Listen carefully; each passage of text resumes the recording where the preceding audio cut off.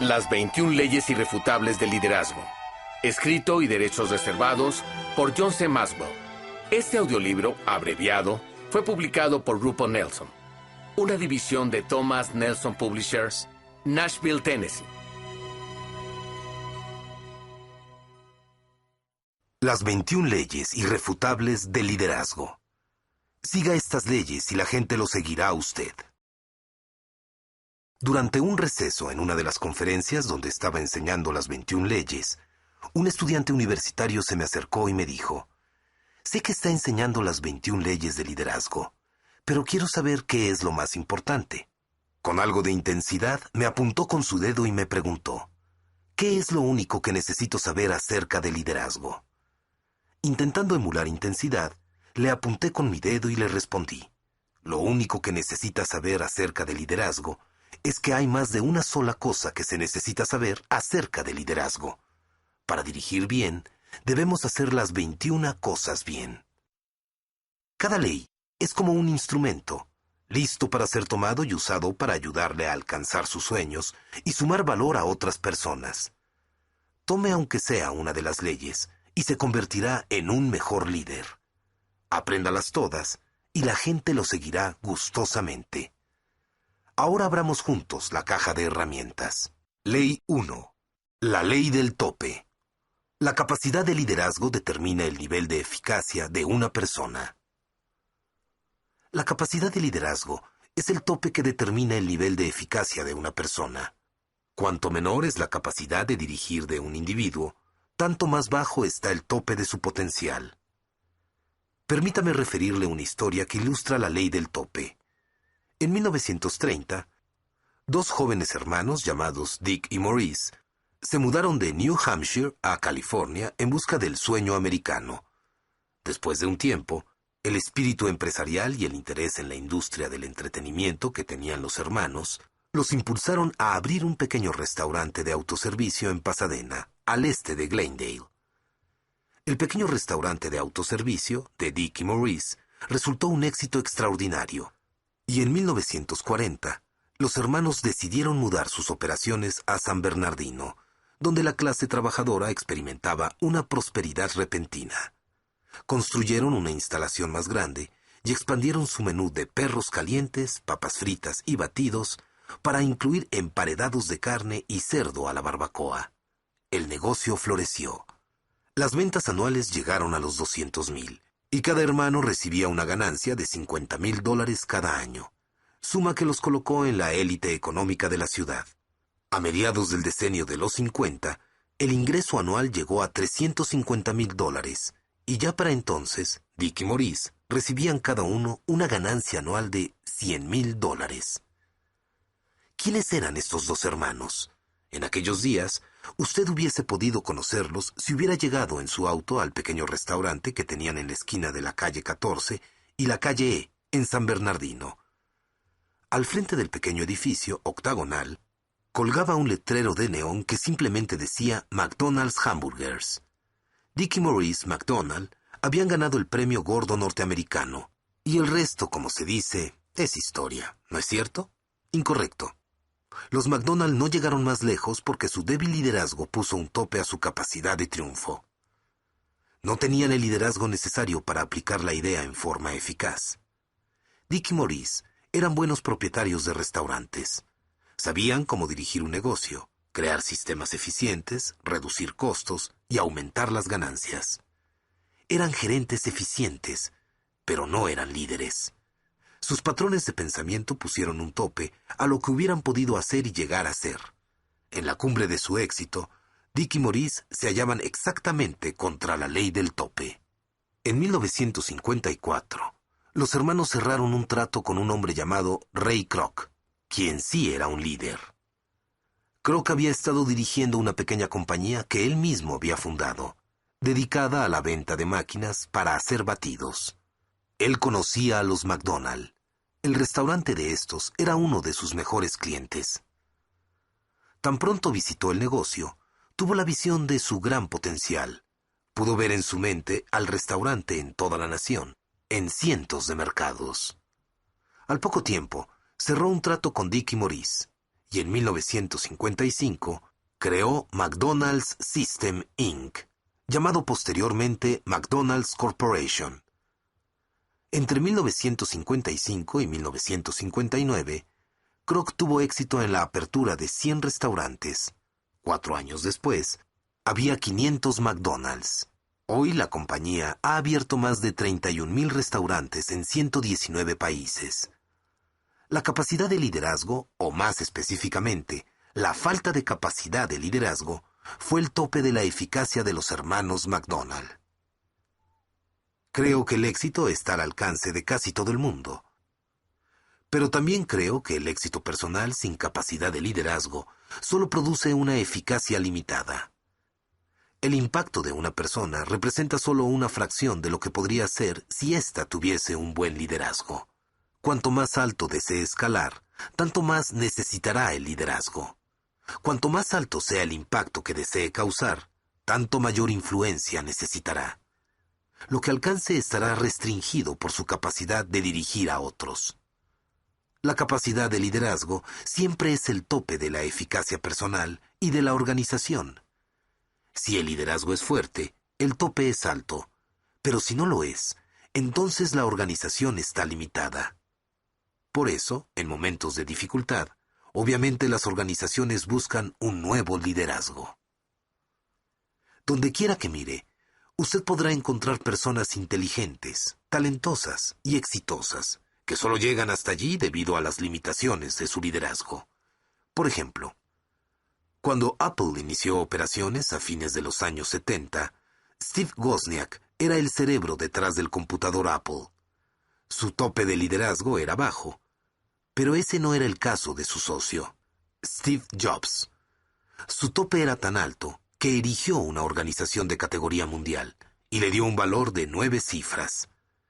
Ese es el impacto de la ley del tope.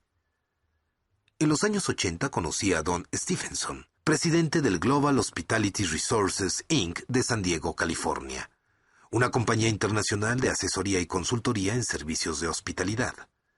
Durante el almuerzo, le hice preguntas acerca de su organización. En la actualidad es consultor principalmente, pero al comienzo había asumido la administración de hoteles y centros de turismos a los que no les iba bien económicamente. La compañía supervisaba muchas instalaciones excelentes como La Costa en el sur de California. Don dijo que cuando ellos asumían la administración de una organización, siempre comenzaban haciendo 2 cosas. Primero, capacitaban a todo el personal para mejorar su nivel de servicio a los clientes. Y segundo, despedían al líder. Cuando él me dijo eso, al principio me sorprendí. ¿Siempre lo despiden?, pregunté. ¿Todas las veces? Sí, todas las veces, dijo él. ¿No hablan primero con la persona para ver si es un buen líder?, dije yo. No, respondió él. Si fuera un buen líder, la organización no estuviera en el caos en que está. Yo pensé, por supuesto, es la ley del tope. Para alcanzar el nivel más alto de eficacia, usted debe elevar el tope en una forma u otra. Ley 2. La ley de la influencia. La verdadera medida de liderazgo es la influencia. Nada más, nada menos. ¿Cómo son los líderes? ¿Siempre aparecen poderosos, impresionantes, carismáticos a primera vista? ¿Y cómo se mide la efectividad de un líder? ¿Se puede poner a 2 personas una al lado de otra e instantáneamente saber cuál es el mejor líder entre ellas? Estas son preguntas que las personas se han hecho por cientos de años. Una de las líderes más efectivas del siglo XX, a primera vista, no tenía nada de impresionante. Cuando las personas piensan en la Madre Teresa, visualizan una mujer frágil, dedicada a servir a los más pobres. Pero también era una gran líder.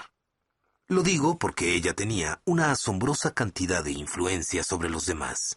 Y si uno no tiene influencia, nunca podrá dirigir a los demás.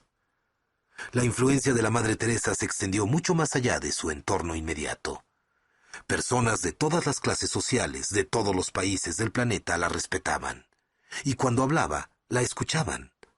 La autora y anterior escritora de discursos presidenciales, Peggy Noonan, escribió acerca de un discurso que dio la Madre Teresa en el Desayuno Nacional de Oración en 1994.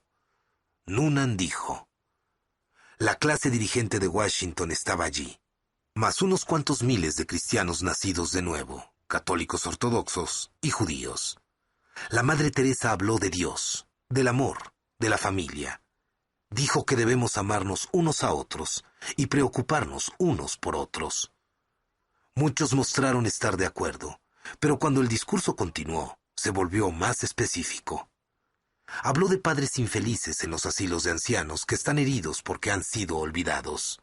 Ella preguntó: ¿estamos dispuestos a dar hasta que nos duela, a fin de estar con nuestras familias, o ponemos primero nuestros propios intereses? Las personas entre 40 y 50 años de edad que estaban en el auditorio comenzaron a moverse en sus asientos. Y la madre continuó: creo que hoy el mayor destructor de la paz es el aborto, dijo ella. Y les explicó el porqué en términos intransigentes. Por unos 3 segundos hubo silencio. Luego los aplausos llenaron el auditorio. No todos aplaudieron. El presidente Clinton y la primera dama, el vicepresidente Gore y su esposa, parecían estatuas de cera del Museo Madame Tussauds, sin mover un solo músculo. La Madre Teresa tampoco se detuvo allí. Cuando hubo terminado, casi todos los concurrentes habían sido ofendidos. Si casi cualquier otra persona del mundo hubiese hecho esas declaraciones, las reacciones del público hubieran sido abiertamente hostiles. La gente habría abucheado, insultado o salido de la sala intempestivamente. Pero la oradora era la Madre Teresa. Ella era una verdadera líder, y cuando el verdadero líder habla, la gente escucha. El liderazgo es influencia, nada más, nada menos. La gente tiene muchos conceptos erróneos acerca del liderazgo. Cuando las personas oyen que alguien tiene un título impresionante o una posición de liderazgo asignada, suponen que la persona es un líder. A veces es cierto, pero los títulos no tienen mucho valor cuando se trata de liderazgo. El verdadero liderazgo no puede ser otorgado, nombrado ni asignado. Solo procede de la influencia, y esta no puede imponerse, debe ser ganada. Lo único que un título puede comprar es un poco de tiempo, sea para aumentar su nivel de influencia sobre otros o para eliminarlo. La gente ha adoptado muchos mitos o conceptos erróneos acerca de los líderes y el liderazgo. He aquí los 5 más comunes. Primero, el mito de la administración. Un error muy difundido es que el liderazgo y la administración son lo mismo. La diferencia principal entre las dos cosas es que el liderazgo consiste en influir en la gente para que siga al líder, mientras que la administración se enfoca en el mantenimiento de los sistemas y los procesos. La mejor forma de probar si una persona es líder en vez de administrador es pedirle que haga algunos cambios positivos. Los administradores pueden mantener el rumbo, pero a menudo no pueden cambiarlo. Los sistemas y los procesos solo pueden hacer cambios hasta cierto punto. Para cambiar el rumbo de las personas, se necesita influencia. Segundo, el mito del empresario. Con gran frecuencia, la gente supone que todos los empresarios son líderes, pero no siempre es así. Los empresarios tienen la habilidad de ver una oportunidad y seguirla. Ellos ven las necesidades y saben cómo suplirlas de una manera que generan ganancias. Pero no todos ellos son buenos con las personas. Muchos encuentran necesario completar la ecuación asociándose con alguien que tenga la habilidad con la gente. Si ellos no pueden influenciar gente, entonces no pueden liderar. Tercero, el mito del conocimiento. Sir Francis Bacon dijo: el conocimiento es poder. Mucha gente cree que el poder es la esencia del liderazgo. Naturalmente supone que los que poseen conocimiento e inteligencia son líderes. Pero eso no es necesariamente verdad. Usted puede visitar cualquier universidad importante y conocer hombres de ciencia ocupados en la investigación y filósofos cuyo poder de raciocinio es tan alto que se sale de las gráficas, pero cuya capacidad para dirigir es tan baja que ni siquiera se registra en las gráficas. Ni el coeficiente intelectual, IQ, ni el conocimiento necesariamente equivalen al liderazgo. No escuche las afirmaciones de la persona que profesa ser el líder. En vez de eso, observe las reacciones de la gente alrededor que rodea a esa persona. La prueba del liderazgo se encuentra en los seguidores. Personalmente, aprendí la ley de la influencia cuando, después de graduarme de la universidad, acepté mi primer trabajo en una pequeña iglesia en la parte rural de Indiana. Entré con todas las credenciales. Fui contratado como pastor principal, lo que significaba que tenía la posición y el título de líder en esa organización. Tenía el título universitario adecuado. Hasta había sido ordenado. Además, mi padre me había preparado, un pastor excelente y notable líder de la denominación. Todo esto servía para preparar un atractivo currículo vitae, pero no me convertía en un líder. En mi primera reunión de la directiva, rápidamente descubrí quién era el verdadero líder de esa iglesia. Un granjero llamado Claude. Cuando él hablaba, la gente lo escuchaba. Cuando él daba una sugerencia, la gente le respetaba. Cuando él dirigía, los demás le seguían. Si yo quería causar impacto, tendría que influir en Claude. Él, a su vez, influiría en los demás. Era la ley de la influencia en pleno funcionamiento. Siendo este el caso, ¿por qué algunas personas emergen como líderes, mientras que otras no pueden influenciar a los demás, sin importar cuánto se esfuercen en hacerlo? Creo que varios factores juegan un papel importante. Carácter. ¿Quiénes son? El verdadero liderazgo siempre comienza con la persona interior. Por esa razón, alguien como Billy Graham puede atraer más y más seguidores con el paso del tiempo. La gente puede percibir la profundidad de su carácter. Relaciones. ¿A quiénes conocen?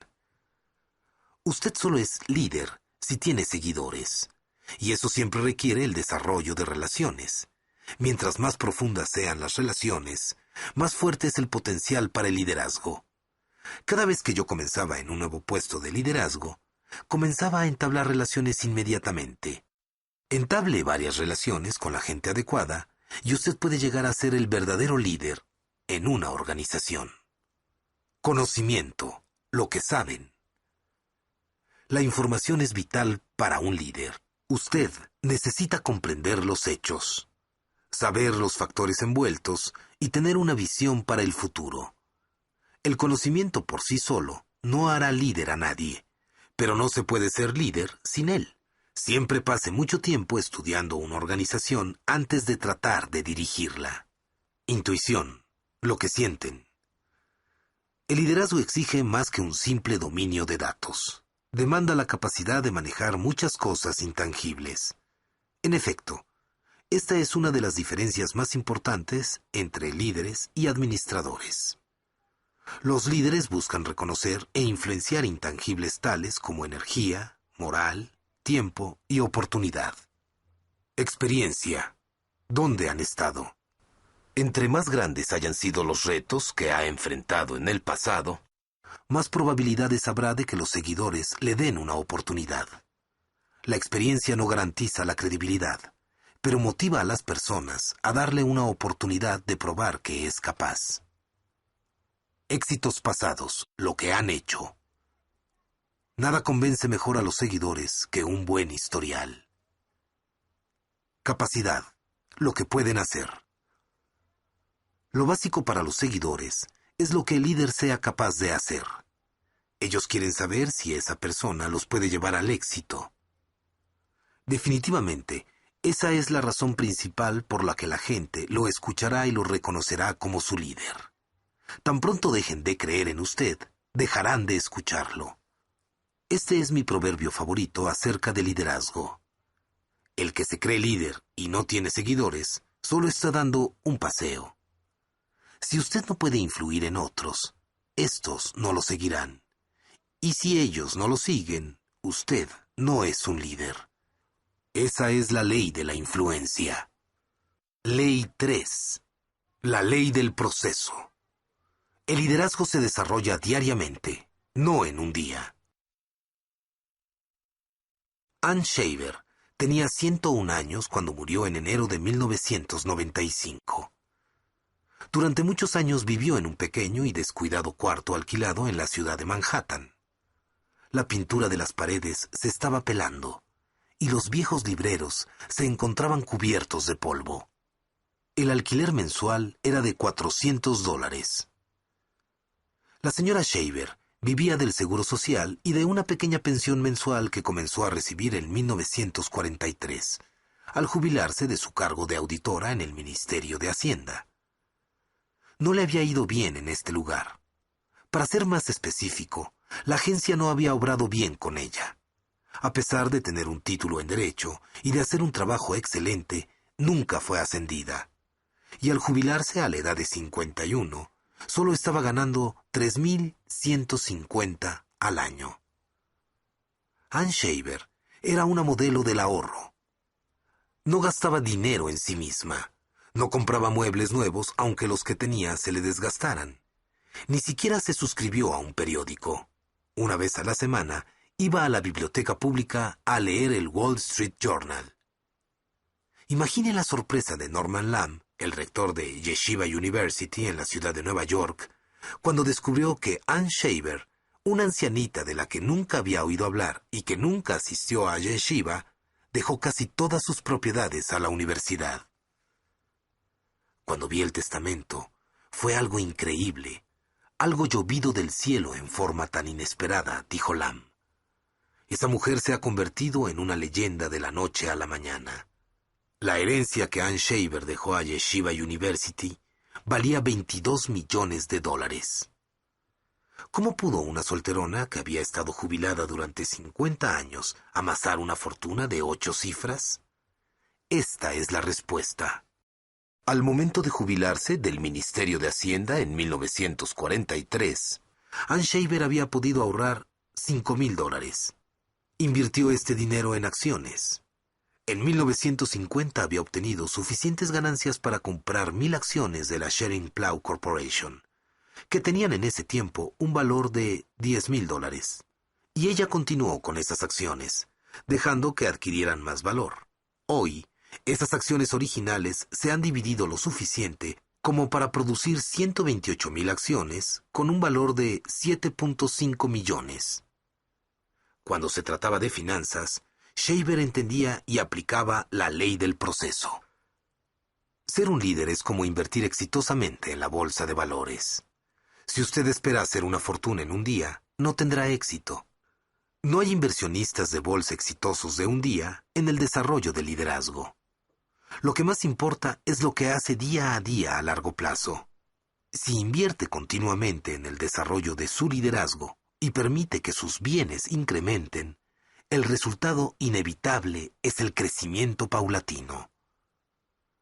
En un estudio de 90 líderes principales de varios campos, los expertos en liderazgo Warren Bennis y Burt Nanus hicieron un descubrimiento acerca de la relación entre el crecimiento y el liderazgo. Es la capacidad de desarrollar y mejorar las destrezas lo que marca la diferencia entre los líderes y sus seguidores. Eso fue lo que me sucedió cuando ocupé mi primera posición de liderazgo en 1969. Toda mi vida había sido capitán de equipos deportivos y había sido presidente del gobierno estudiantil en la universidad, de modo que pensaba que ya era un líder. Pero cuando intenté dirigir a las personas en el mundo real, descubrí la cruel realidad. Estar a cargo de algo no es lo mismo que ser un líder. Por un tiempo, tuve dificultades en esa primera posición de liderazgo. Para ser honesto, tuve que apoyarme en mi energía y en el carisma que poseía. Pero llegó un momento cuando me di cuenta que el liderazgo iba a ser la clave de mi carrera profesional.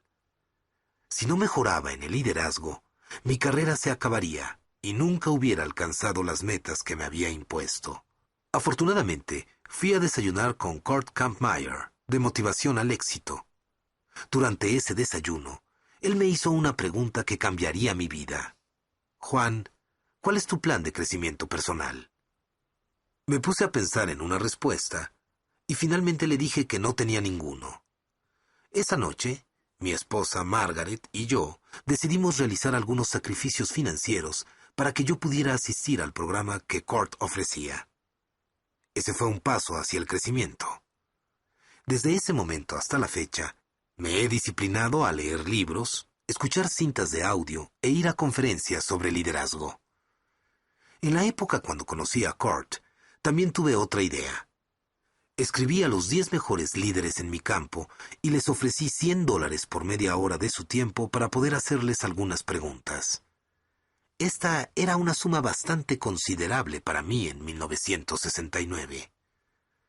Durante los siguientes años, mi esposa Margaret y yo planeamos cada vacación en áreas donde vivían estas personas. Si un gran líder en Cleveland respondía que sí a mi solicitud, ese año pasábamos las vacaciones en Cleveland para que yo pudiera conocerlo. No le puedo explicar cuán valiosas fueron esas experiencias para mí. Esos hombres compartieron conmigo conceptos únicos que no hubiera podido aprender de otra forma. Cuando usted reconoce su falta de destreza y empieza una disciplina diaria de crecimiento en el liderazgo, comienzan a suceder cosas muy emocionantes. Lo que una persona hace de manera disciplinada y consecuente la prepara, independientemente de cuál sea su meta. Uno puede ver el efecto de la ley del proceso en cualquier estilo de vida. La leyenda del baloncesto, Larry Bird, llegó a ser muy sobresaliente en los tiros libres porque practicaba 500 tiros cada mañana antes de ir a la escuela. Demóstenes, de la antigua Grecia, llegó a ser el más grande de los oradores porque recitaba versos con piedras en la boca y practicaba ante el rugido de las olas en la costa. Y pudo hacerlo a pesar de haber nacido con un defecto de pronunciación. Usted necesita la misma dedicación para llegar a ser un gran líder. Ley 4. La ley de la navegación. Cualquiera puede gobernar un barco, pero se necesita que un líder planee la ruta. En 1911, 2 grupos de exploradores emprendieron una misión increíble.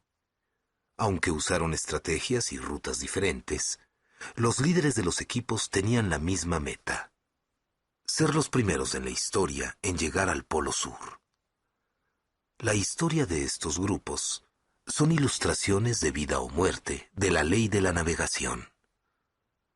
Uno de los grupos fue dirigido por el explorador noruego Roald Amundsen.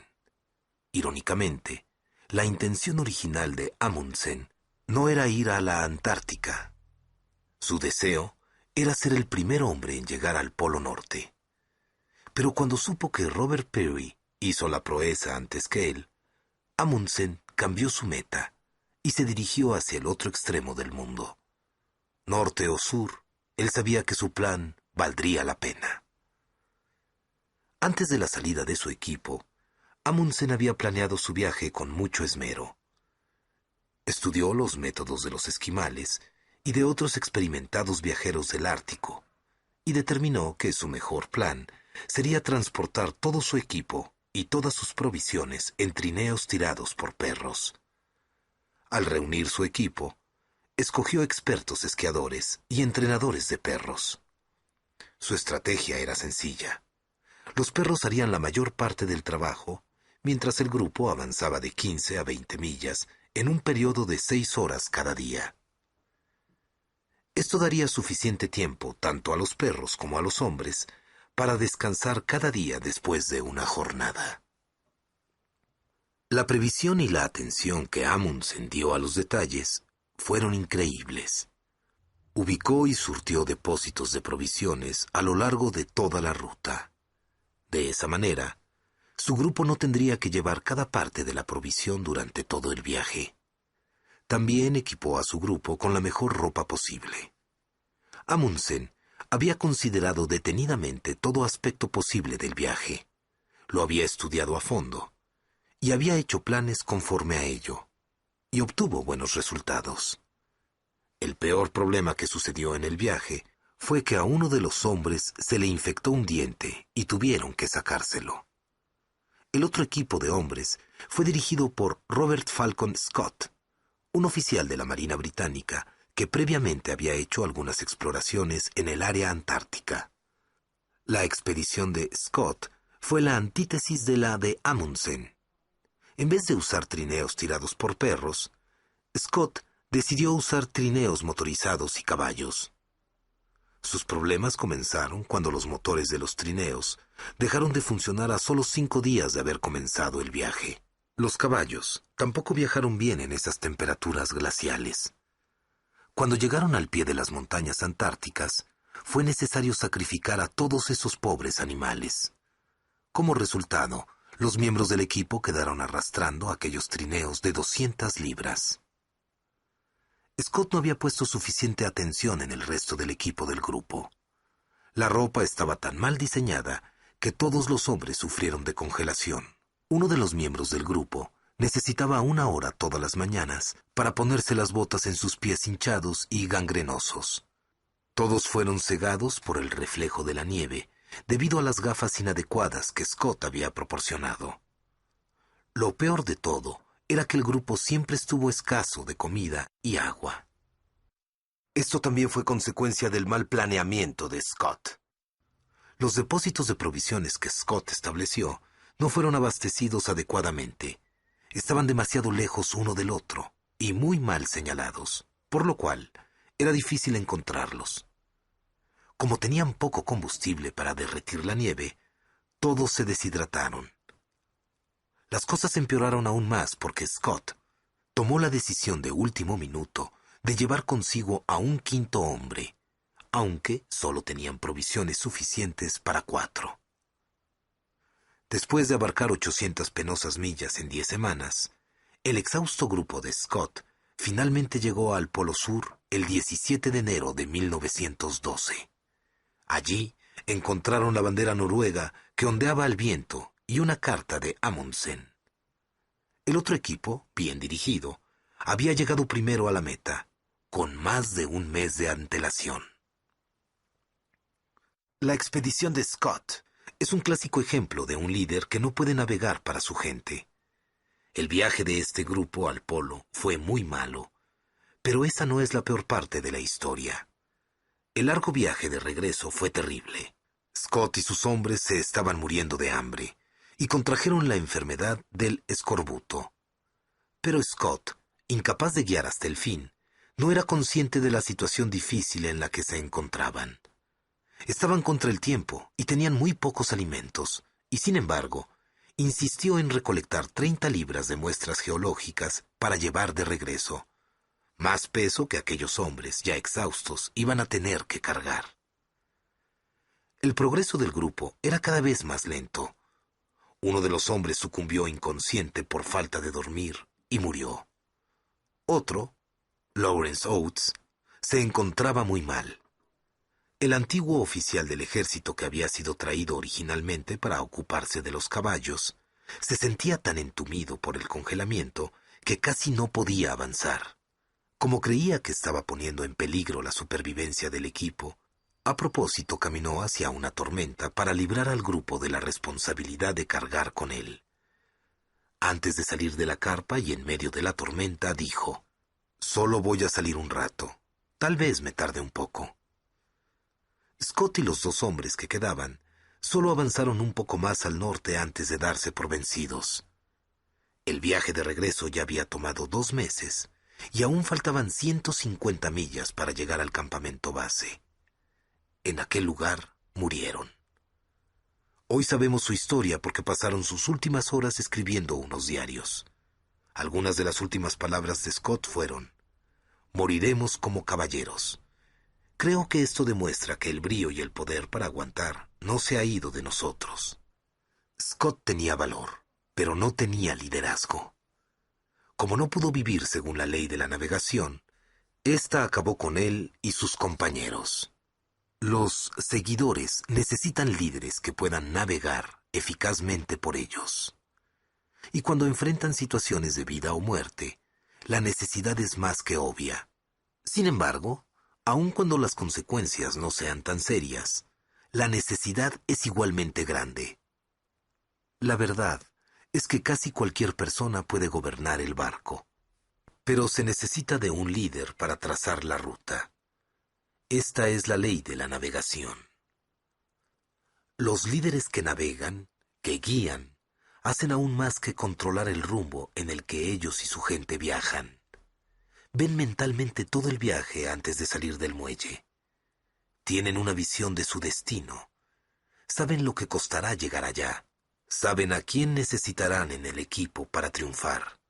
Y reconocen los obstáculos mucho antes de que aparezcan en el horizonte. Antes de llevar a su gente a una jornada, el líder atraviesa por un proceso a fin de que el viaje tenga la mejor oportunidad de ser exitoso. Los navegantes se benefician de la experiencia pasada. Cada éxito y cada fracaso pasado pueden ser una fuente de información y sabiduría, si se permite que lo sean. Los buenos éxitos le enseñan sobre sí mismo y lo que es capaz de hacer con sus dones y talentos particulares. Sin embargo, sus fracasos generalmente le enseñan grandes lecciones. Los fracasos señalan qué tipo de malas suposiciones ha hecho, fallas en tu carácter, errores de juicio y métodos de trabajo muy pobres. Irónicamente, muchas personas odian tanto sus fracasos que los encubren rápidamente en lugar de analizarlos y aprender de ellos. ¿Por qué le menciono algo que parece tan sencillo? Lo hago porque la mayoría de los líderes naturales son activistas. Tienden a mirar hacia adelante y no hacia atrás. Toman decisiones y siguen adelante. Lo sé porque esa es mi tendencia. Pero para que los líderes se conviertan en buenos navegantes, necesitan reflexionar y aprender de sus propias experiencias. Los navegantes examinan las condiciones antes de contraer compromisos. Extraer de la experiencia significa mirar internamente. Examinar las condiciones significa mirar externamente. Un buen líder no planea un curso de acción sin poner mucha atención a las condiciones actuales. Sería como navegar contra la marea o seguir el curso hacia un huracán. Los buenos navegantes analizan todo antes de realizar un compromiso con ellos o con los demás. No solo examinan los factores medibles como las finanzas, los recursos y el talento, sino también los recursos intangibles como el tiempo, la moral, el impulso, la cultura y otros. Los navegantes escuchan lo que otros dicen. No importa cuán buen líder es, usted no tendrá todas las respuestas.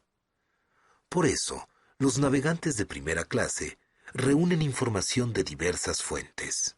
Por ejemplo, antes de que Ronald Amundsen hiciera la expedición hacia el Polo Sur, aprendió de un grupo de indígenas en Canadá acerca de la ropa que se debía usar y técnicas de supervivencia árticas. Esas nuevas habilidades marcaron la diferencia entre el fracaso y el éxito de su equipo en la Antártica. Los navegantes se aseguran que sus conclusiones representen tanto la fe como los hechos. El poder navegar, dirigir a los demás, exige al líder una actitud positiva. Usted debe tener fe de que puede llevar a su gente a lo largo de toda la jornada.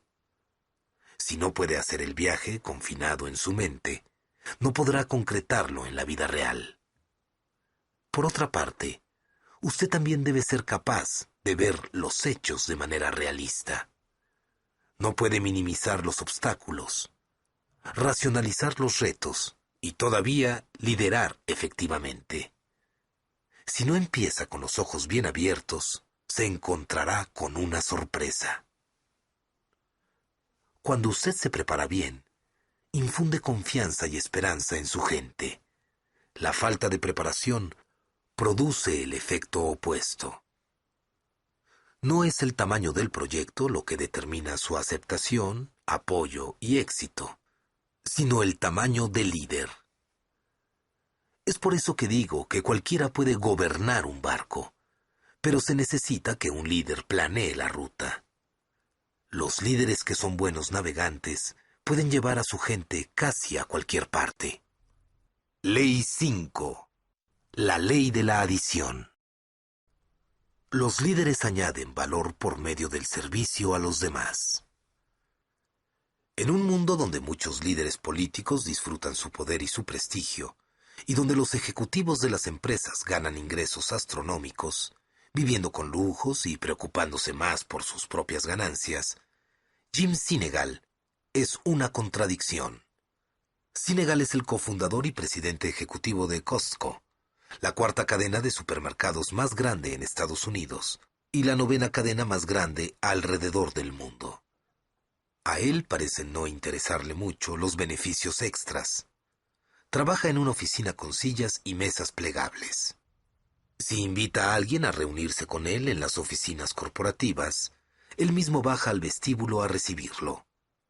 Responde a sus propias llamadas, y su salario es únicamente de $350,000 al año, colocándolo en el 10% de presidentes ejecutivos que reciben el menor salario de parte de grandes corporaciones. Los expertos en el mercado ponen mucha atención a la fórmula exitosa de Sinegal: ofrecer una cantidad limitada de artículos, apoyarse en ventas de alto volumen, mantener los costos lo más bajo posible y no gastar dinero en publicidad. Pero hay algo que los separa de aquellos competidores que emplean estrategias similares: la forma en que trata a sus empleados. Él cree en pagarles a los empleados bien y ofrecerles un buen paquete de beneficios. Los empleados de Costco reciben un 42% más de ganancias que sus rivales. Además, los empleados de Costco pagan solo una fracción del promedio nacional por beneficios médicos. Sinegal cree que si uno les paga bien a las personas, va a obtener buenas personas y una gran productividad. Además de eso, obtiene lealtad de los empleados. Costco es la compañía que tiene menos empleados abandonando sus posiciones en el campo de las ventas de supermercados. Además, el estilo de liderazgo de Sinegal de añadir valor no acaba con la compensación de los empleados. Él les demuestra a sus empleados que se preocupa por ellos. Mantiene una política de puertas abiertas con todos ellos. Utiliza un gafete como los demás empleados y los conoce por sus nombres personales. Además, se asegura de visitar cada tienda de Costco al menos una vez al año.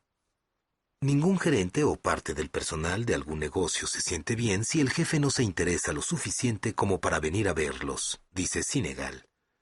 Y cuando él se aparece, su personal disfruta verlo. Los empleados saben que quiero saludarlos porque los aprecio. Sinegal camina siempre una milla extra para demostrarle a su gente que él los aprecia. Sinegal una vez viajó desde Texas hasta San Francisco cuando supo que un ejecutivo de Costco fue hospitalizado de emergencia. Algo que no sorprendió al ejecutivo, ya que esa es la forma en que Sinegal siempre dirige. En cuanto se trata de liderazgo, Sinegal está más enfocado en añadir valor a las personas mediante el servicio que en servirse a sí mismo o hacerse rico con un salario exorbitante. Él vive de acuerdo a la ley de la adición. Lo que pasa es que pienso que si uno va a intentar dirigir una organización consciente de los costos, no puede tener esas discrepancias. Tener un individuo que está ganando 100, 200 o 300 veces más que el empleado promedio que está trabajando en el edificio no es algo correcto. Sinegal lo sintetiza de esta manera: esto no es algo altruista. Esto es hacer los negocios de una manera justa. Él podría decir que eso es también un buen liderazgo. Muchas personas ven el liderazgo de la misma forma en que ven el éxito, tratando de llegar lo más lejos posible, de escalar y lograr la mayor posición debido a su talento. Pero en contraste con el pensamiento convencional, yo creo que lo más importante en el liderazgo no es qué tan lejos avancemos, sino qué tan lejos ayudemos a los demás a avanzar. Esto se logra sirviendo a los demás y añadiéndoles valor a sus vidas. La interacción entre los líderes y los seguidores es una relación, y todas las relaciones añaden o sustraen algo de la vida de una persona. Si usted es un líder, está teniendo un impacto positivo o negativo en las personas que dirige. ¿Cómo lo puede saber? Por medio de una pregunta vital. ¿Está usted mejorando las cosas para las personas que lo siguen?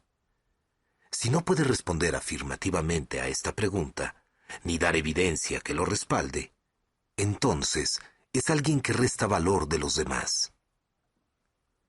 Aquellos que quitan o disminuyen valor a las personas, con frecuencia no se dan cuenta de qué están sustrayendo de los demás. Yo diría que el 90% de las personas que sustraen de los demás no lo hacen de manera intencional. No se dan cuenta de su impacto negativo en los demás.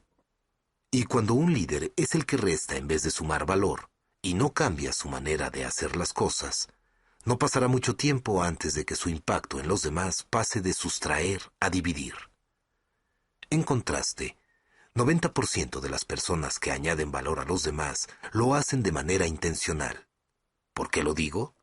Porque los humanos por naturaleza somos egoístas. Yo soy egoísta. Ser una persona que añade a los demás requiere que deje mi comodidad diariamente y piense en añadir valor a los demás. Pero eso es lo que se necesita para ser un líder que las demás personas sigan. Si lo hace, no solamente empezará a darle valor a los demás, sino también a multiplicar ese valor. Las personas que marcan las diferencias más grandes parecen entender esto. Si uno piensa en las personas que han ganado los premios Nobel de la Paz, por ejemplo, Albert Schweitzer, Martin Luther King Jr., la Madre Teresa y el obispo Desmond Tutu, puede ver líderes que estaban más interesados en un impacto positivo en los demás que en su propia posición. Si lee sus escritos o estudia sus trayectorias, se nota que deseaban mejorar las cosas para los demás y querían añadirle valor a sus vidas. Su meta no era recibir un premio Nobel. Ellos deseaban involucrarse en un servicio noble para sus compañeros, los seres humanos. Los aspectos específicos dependen de la visión, equipo de trabajo y la organización, pero la intención siempre es la misma, añadir valor. Cuando usted les añade valor a las personas, las está elevando, ayudándoles a avanzar, haciéndoles parte de algo más grande que ellos mismos, y apoyándolos para que sean lo que ellos fueron diseñados a ser. Por lo general, su líder es la única persona que puede ayudarles a hacer esas cosas. Darryl Hatley Leonard, presidente pensionado de la Junta Directiva de la Corporación de los Hoteles Hyatt, y que actualmente es presidente y ejecutivo oficial de Production Group International, dice: cuando una persona entra en una posición de autoridad, cede su derecho de abusar de las personas. Creo que es cierto. Pero ese es solamente el principio de un buen liderazgo. Los líderes eficaces no solo dejan de dañar a los demás, sino que intencionalmente les ayudan. Para hacer eso, ellos deben valorar a las personas y demostrarles que las aprecian de tal forma que lo sepan sus seguidores. Todo este asunto de añadir valor a los demás depende de la idea de que uno tenga algo de valor para dar. No puede dar lo que no posee. ¿Qué es lo que usted puede dar a los demás? ¿Puede enseñarles alguna habilidad? ¿Puede darles alguna oportunidad? ¿Puede darles algún consejo o una perspectiva por medio de la experiencia? Entre más continúe buscando el crecimiento personal, más tendrá que ofrecer. Como líderes, ¿cómo conocemos y nos relacionamos con lo que valora nuestro personal? Debemos escucharlos. Los líderes sin experiencia se ponen a dirigir sin saber nada sobre las personas que intentan dirigir. Por el contrario, los líderes maduros escuchan, aprenden y luego dirigen. Ellos escuchan las historias de su personal, averiguan cuáles son sus sueños y esperanzas, se familiarizan con sus aspiraciones y ponen atención a sus emociones. Sabiendo esto, aprenden de su gente, descubren lo que es valioso para ellos y luego dirigen basados en lo que han aprendido. Cuando hacen eso, todos ganan: la organización, el líder y los seguidores. Yo creo que Dios no solo quiere que tratemos a las personas con respeto, sino que también nos acerquemos a ellas y les sirvamos. Cuando mudé mis compañías y mi familia a Atlanta en 1997, no pasó mucho tiempo antes de que recibiera una llamada de Dan Cathy, presidente de Chick-fil-A, la cadena privada nacional de restaurantes. Él me hizo una pregunta: John, ¿cómo te podemos ayudar a ti y a tu organización? Lo que descubrí al ir conociendo a Dan, a Truett Cathy, su padre y fundador de Chick-fil-A, y a su organización, es que la actitud de servicio permea todo lo que hacen. En el año 2005, cuando fui el anfitrión de Exchange, una experiencia de crecimiento de liderazgo para ejecutivos durante un fin de semana, llevé a los participantes a las oficinas centrales de Chick-fil-A en el sur de Atlanta. Todos pudieron ver las operaciones de la compañía, conocer a Truett Cathy y escuchar a Dan Cathy hablar acerca de la organización. Compartieron con nosotros muchos aspectos reveladores acerca de su dedicación al servicio y de cómo añadían valor a sus empleados y a sus clientes. Por ejemplo, Dan se dedica a conocer a los clientes el día antes de la apertura de un nuevo restaurante. Él dice que ha aprendido a conocer a los clientes y a sus deseos de una manera que nunca pudo conocer antes de comenzar esta práctica. Si usted desea agregar valor sirviendo a otros, usted se convertirá en un mejor líder. Su gente logrará más éxitos, desarrollará más compromisos y fidelidad, y pasarán un mejor tiempo haciendo las cosas que deben hacerse, mucho más de lo que usted se haya imaginado. Este es el poder de la ley de la adición. Ley 6. La ley del terreno firme. La confianza es el fundamento del liderazgo. ¿Qué tan importante es la confianza en un líder? Es lo más importante. La confianza es el fundamento del liderazgo. Es lo que hace que una organización se mantenga unida. Los líderes no pueden romper la confianza repetidamente y seguir influyendo en la gente. Simplemente no sucede así. Como nación, hemos visto la forma en la que la confianza en nuestros líderes ha subido y bajado durante las últimas décadas. Watergate fue un golpe muy fuerte en la confianza de los estadounidenses en el liderazgo. La confianza en el presidente Richard Nixon era tan baja que no le quedó otra opción que renunciar.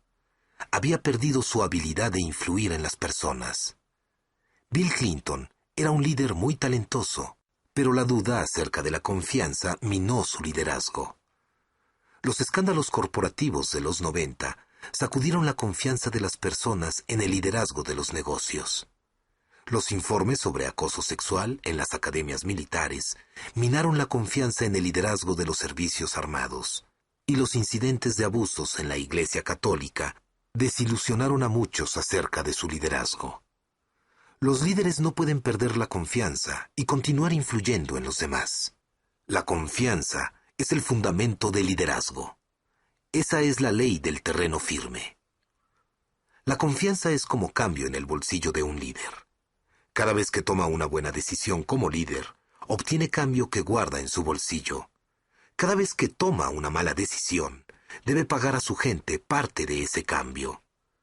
Cada líder lleva cierta cantidad de cambio en su bolsillo cuando comienza una nueva posición de liderazgo. Desde ese momento, o acumula cambio o lo paga. Si toma malas decisiones, seguirá pagando. Entonces un día, después de tomar una última mala decisión, mete su mano en su bolsillo y se da cuenta de que no le queda más cambio. No importa si el error haya sido garrafal o pequeño. A este momento ya es muy tarde.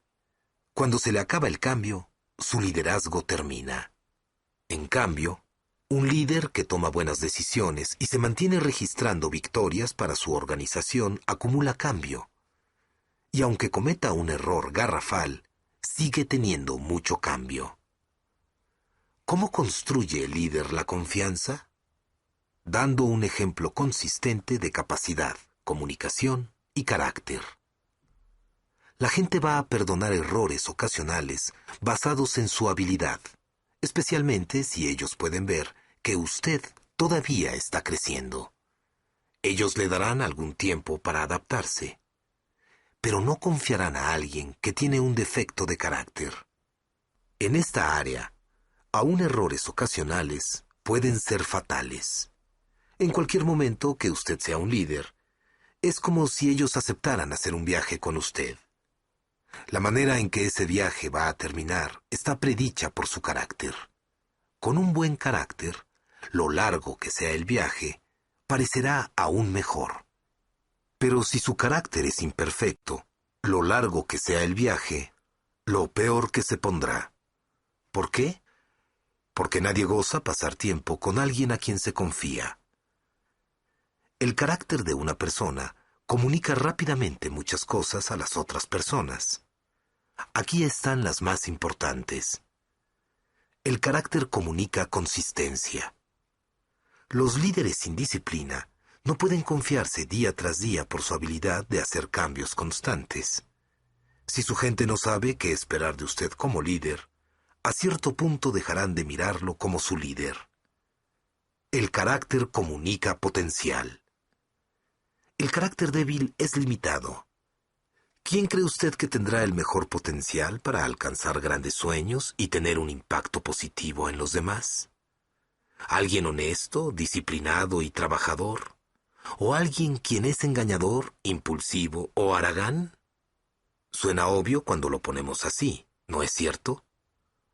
Un carácter pobre es como una bomba de tiempo activada. Es solamente cuestión de tiempo para que destruya la habilidad de una persona para trabajar y su capacidad para liderar. ¿Por qué?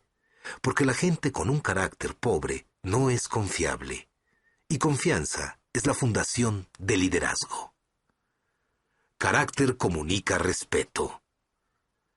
Cuando usted no tiene carácter, usted no puede ganar respeto. Respeto es absolutamente la esencia para un liderazgo duradero. ¿Cómo ganan respeto los líderes? Haciendo decisiones sabias, admitiendo sus errores y poniendo lo que es mejor para sus seguidores y la organización antes que sus intereses personales. Anteriormente mencioné Watergate y otros escándalos públicos que han minado la confianza del público en los líderes durante los últimos 30 años. Pero el evento que pienso comenzó a erosionar la fe del pueblo en sus líderes y que desarrolló un fuerte escepticismo en el país fue la guerra de Vietnam. Las acciones que los miembros de la administración Johnson tomaron, los errores cometidos por Robert McNamara y su falta de disposición para enfrentar y admitir esos errores, rompió la confianza del pueblo estadounidense. Ellos quebraron la ley del terreno firme y desde entonces, Estados Unidos ha estado sufriendo las repercusiones. Si usted recuerda esos años de guerra, tal vez le sorprenda saber que el apoyo norteamericano a la guerra era muy fuerte, aun cuando el número de tropas enviadas aumentaba rápidamente y la cantidad de víctimas crecía.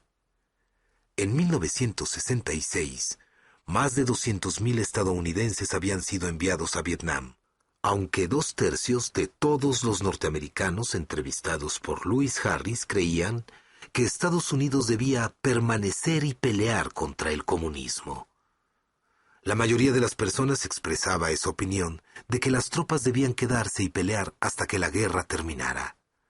Sin embargo, el apoyo no continuó por mucho tiempo. La guerra de Vietnam se estaba manejando muy mal.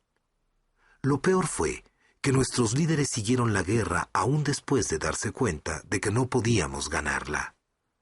Pero el peor error de todos fue que McNamara y el presidente Johnson no fueron honestos con el pueblo estadounidense.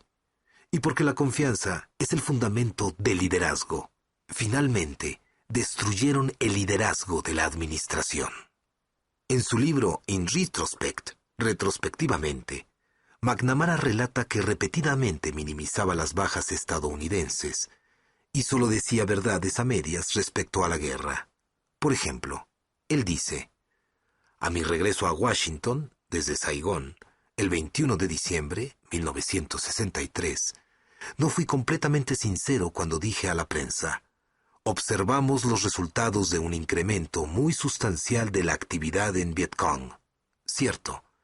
Pero después añadí: revisamos los planes de los vietnamitas del sur y creemos firmemente que tendrán éxito. En el mejor de los casos, una exageración. Durante un tiempo, nadie cuestionó las declaraciones de McNamara porque no había ninguna razón de desconfiar en el liderazgo del país. Pero con el tiempo, el pueblo reconoció que sus palabras y los hechos no coincidían. Fue entonces cuando el pueblo estadounidense comenzó a perder fe. Años después, McNamara admitió su falta. Nosotros, los de las administraciones de Kennedy y Johnson, que participamos en las decisiones sobre Vietnam, actuamos según lo que pensábamos que eran los principios y las tradiciones de esta nación. Tomamos las decisiones a la luz de esos valores. Pero estábamos equivocados, terriblemente equivocados. Muchos dirían que la admisión de McNamara llegó 30 años y 58,000 víctimas tarde. El costo de Vietnam fue alto, y no solo en cuanto a vidas. Así como la confianza del pueblo estadounidense en sus líderes mermó, también su deseo de seguirlos. Las protestas pasaron a una rebelión abierta. La era que había comenzado con la esperanza y el idealismo caracterizados por John F. Kennedy terminó con la desconfianza y el cinismo asociados con Richard Nixon. Cuando un líder quebranta la ley del terreno firme, su liderazgo paga un precio. McNamara y el presidente Johnson perdieron la confianza del pueblo norteamericano y, en consecuencia, su capacidad de dirigir sufrió. A la larga, McNamara renunció al cargo de secretario de Defensa. Johnson, político consumado, reconoció su posición debilitada y no participó como candidato a la reelección. Pero las repercusiones de la confianza perdida no terminaron allí. La desconfianza del pueblo estadounidense en los políticos ha continuado hasta este día. Ningún líder puede traicionar la confianza de su pueblo y esperar influirlo. La confianza es el fundamento del liderazgo. Rompa la ley del terreno firme y no podrá seguir siendo líder. Por favor, inserte el siguiente disco.